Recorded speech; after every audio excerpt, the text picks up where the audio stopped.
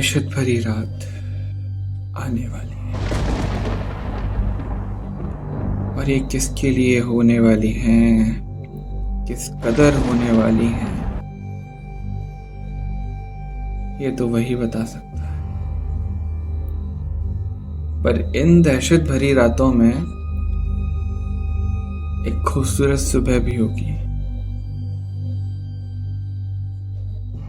और बस उस सुबह के लिए हम इस कहानी का next chapter the split girl chapter 2 लेकर आ गए हैं।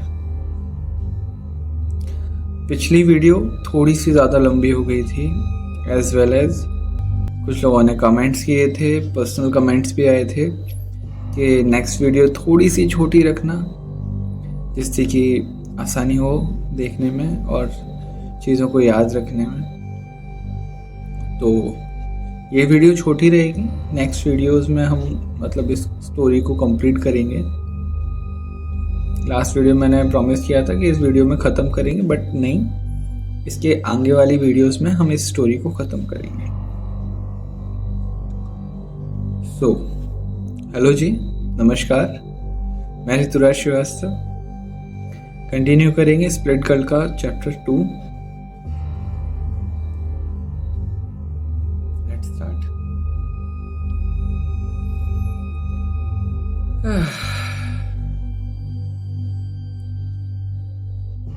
कहानी को जो कंटिन्यू करने वाले हैं वहां से होगी जब वर्णिता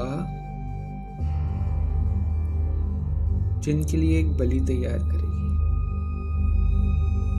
हमने अभी पुरानी कहानी में सुना था, वर्णिता अपनी दोस्त से बात कर रही है और पूछ रही है कि आसान बलि कैसे मिलेगी। अब आगे अपने प्यार में अंधी हो चुकी वर्णिता न जाने कैसी कैसी काली शक्तियों को आमंत्रित कर रही थी। एक समय पर बेहद खूबसूरती के साथ अपनी जिंदगी जीने वाली लड़की आज न जाने किन किन कलेशों में फंसने वाली थी, उसे खुद अंदाजा नहीं था। पर कहते हैं इश्क में सब जायज है, कहीं ना कहीं उसे भी यही बात को लग रहा था। मयंक के लिए उसने जो भी कदम उठाए थे, न जाने क्यों ऐसा लग रहा था कि उसके लिए काफी हद तक ये गलत साबित होने वाले।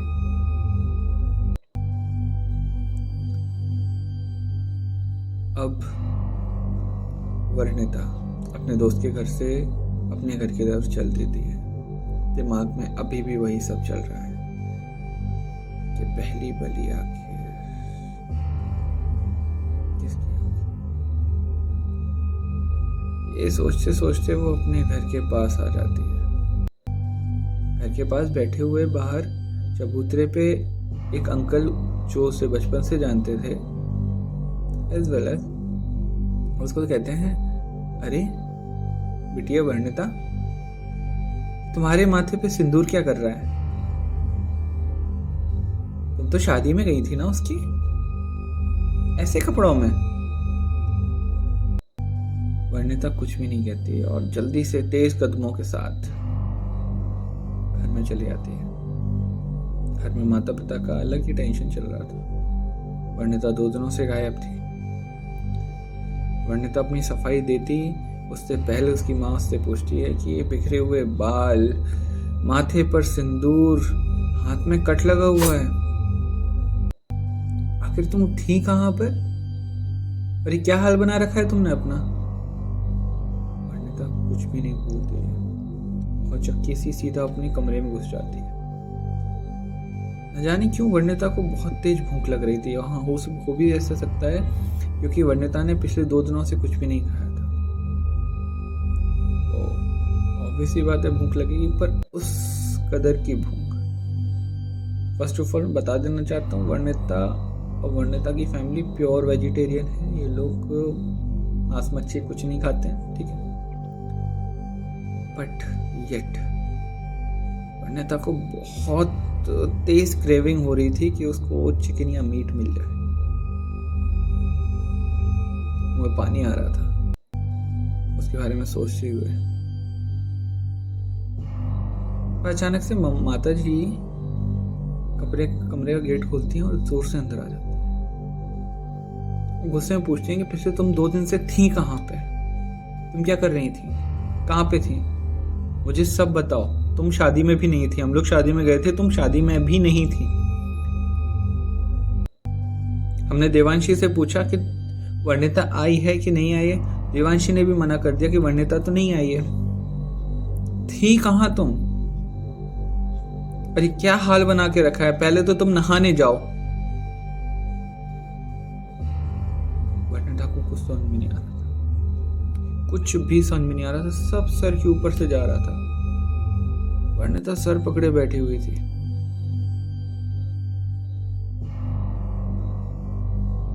जब बहुत ज्यादा फोर्स किया और मम्मी ने उसको हाथ पकड़ के उठाया कि भाई नहाने जाओ, तुमसे बहुत गंदी स्मेल आ रही है, 2 दिनों से ना तो तुमने नहाया है और ये मरे हुए जानवर जैसी स्मेल क्यों आ रही है, और तुमने सिंदूर क्यों लगा के रखा है, ये कौन सा नया शौक चढ़ गया है तुमको यार।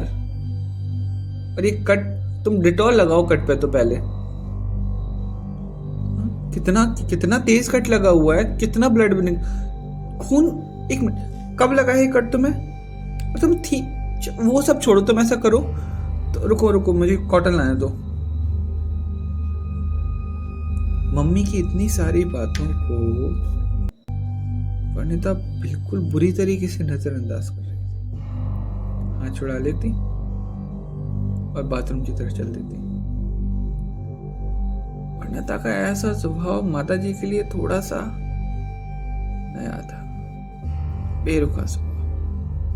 हालांकि ऐसा तब हुआ था जब उसका 8th क्लास में रिजल्ट बहुत खराब आया था। पहली बार वर्णिता का ऐसा स्वभाव देखने को मिला था जब वो बहुत ज्यादा दुखी थी। पर ऐसा तो भी कुछ भी नहीं हुआ। पिछले 2 सालों में वर्णिता का स्कोर, वर्णिता की ओवरऑल थिंग्स कॉलेजेस में भी अच्छे थे और इस साल भी उसकी स्टडीज में ऐसा कुछ खास दिखा नहीं था। माताजी थोड़ी सी टेंशन में थी तो माताजी बाहर चली गई। माताजी को पता था 2 दिन से लड़की बाहर थी, भूख तो लगी होगी, आखिर माँ का दिल है, कितना भी कठोर होगा अपने बच्चे की खुशियों के लिए, उसके स्वास्थ्य के लिए सब कुछ करता है। आखिर माँ तो माँ होती है। तो वो जल्दी से जाती हैं। सुबह के लिए ब्रेकफास्ट तो तैयार होने ही वाला था, तो वो ब्रेकफास्ट तैयार करने के लिए जुट जाती हैं। यहाँ पे वर्णिता नहाने के लिए गई होती है। वर्णिता नहा धो के चकाचक बाहर निकलती है। बाहर निकलने के बाद वो नॉर्मल अपने कपड़े चेंज कर लेती है। जैसे ही माताजी नाश्ते की प्लेट लेके वर्णिता के कमरे में आती हैं, समथिंग स्ट्रेंज कि वर्णिता अभी अभी नहा के आई है, बाल भीगे हुए हैं, कपड़े चेंज हैं, सब कुछ है, माथे से सिंदूर क्यों नहीं गया? और जो हाथ का घाव था, जो अभी तक ऐसा लग रहा था कि 2 दिन पहले की बात है, सूख चुका है, लेकिन अब उसमें से ब्लड निकलना क्यों शुरू हो गया था? ये चीज थोड़ी समझ में नहीं आई। वर्णिता बहुत ज्यादा खोई सी थी। उसका दिमाग 1 सेकंड में हजारों बार 1000 चीजें सोच रहा था। कहीं और ही उसका दिमाग चल रहा था। ये सब देख के उसकी माँ का ना दिमाग एकदम टेंशन में आ गया, बहुत बुरी तरीके से टेंशन में आ गया। वर्णिता की माँ सोच रही थी कि अब मैं इससे कैसे बात करूं और क्या बात करूं। वो डायरेक्टली मुद्दे पे आई।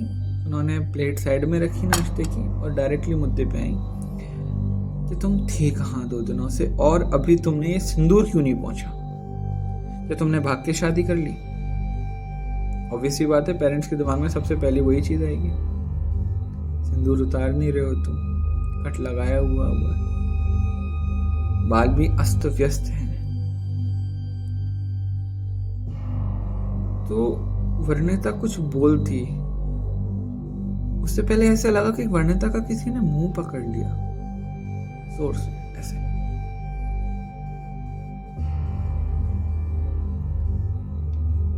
अब बोले भी तो कैसे बोले, और माता जी का पारा चढ़ता जा रहा था। जैसा कि मैंने पिछली वीडियो में आपको बताया था, एक बार, सिर्फ एक बार अगर जिन आपकी जिंदगी से जुड़ जाता है, आपसे जुड़ जाता है, तो फिर सबसे पहले वो आपकी बुद्धि को भ्रष्ट करना शुरू कर देता है, आपके अंदर के राक्षस को जगाना शुरू कर देता है, आपके अंदर तामसिक प्रवृत्तियों को जगाना शुरू कर देता है। और यही वर्णिता के साथ शुरू हो चुका था। अब वर्णिता को अपनी माँ से लगाव काफी कम हो चुका था। सारी चीजें यहाँ से रन करती हैं, सारी चीजें, ऑलमोस्ट सारी चीजें यहाँ से रन करती हैं।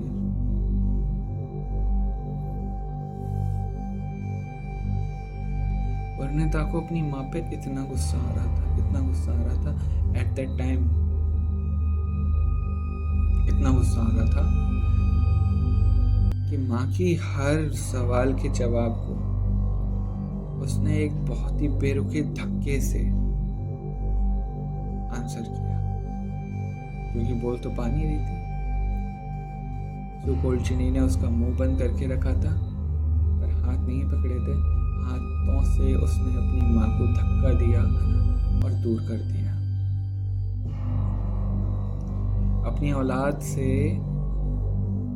ऐसी एक्सपेक्टेशन तो कोई भी माँ या कोई भी बाप नहीं करता है। फिर क्या था, माता जी ने एक अच्छा खासा तमाचा रसीद किया वर्णिता के चेहरे। कभी देखा है किसी के अंदर कोई आत्मा आ गई हो और उसके बाद आप उसे गुस्सा दिलाओ तो वो क्या करती है? सेम वर्णिता ने भी वही किया। जिस कांटे से वो मैगी खाने वाली थी,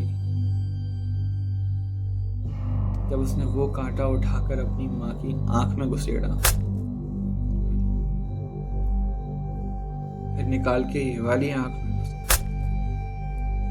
जोर से मुंह पकड़ के गले के इस हिस्से में जहां पे गला सबसे ज्यादा सॉफ्ट होता है, लगातार 10 बार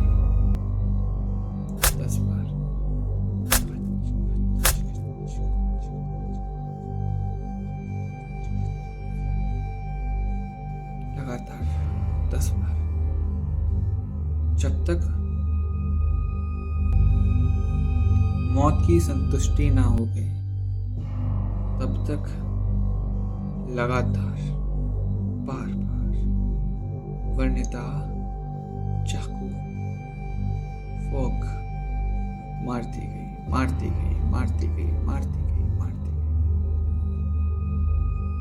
तो ऐसे शुरू हुई अमावस की वो काली रात, जिसको वर्णिता ने खुद अपने हाथों से आमंत्रित किया था। और इस तरह जिनी को उसकी पहली बलि मिली। और अब वर्णिता जिनी को देख सकती थी। मतलब जिनी की पहली बलि, मतलब वर्णिता का पहला वो अवसर जिसमें वो एक विश मांगेगी और वो विश पूरी होगी। अब नेक्स्ट वीडियो में मैं ये बताऊंगा कि वर्णिता ने मांगा क्या था। ठीक है। और नेक्स्ट वीडियो में मैं ये भी बताऊंगा कि अब इस सर्कमटेंसेस से ये निकलेगी कैसे, ये दिल्ली कैसे जाएगी।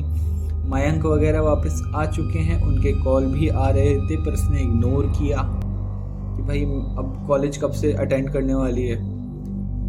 मोस्ट इम्पॉर्टेंट कि फादर जब घर पर वापस आएंगे वर्णिता से पूछेंगे कि माता जी कहाँ है, वर्णिता उसका क्या जवाब देने वाली है। इतनी सारी चीजें एक साथ चलने वाली है। तो थैंक यू सो मच। अगर वीडियो पसंद आए, हमारी स्टोरी की जो टाइमलाइन है वो पसंद आ रही है, स्टोरी टेलिंग मेरी पसंद आ रही है, तो प्लीज़ वीडियो को लाइक, शेयर एंड सब्सक्राइब करना बिल्कुल मत भूलिएगा, बिल्कुल मत भूलिएगा सॉरी। एंड बहुत पसंद आ रही है, अपने दोस्तों के साथ शेयर करो प्लीज़, उनको भी डराओ और वर्णिता की असलियत उनके सामने भी लेके आओ, है ना।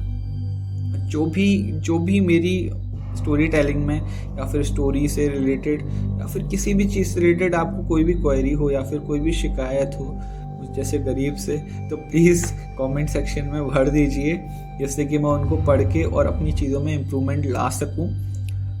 Thank you so much. Radhe Radhe.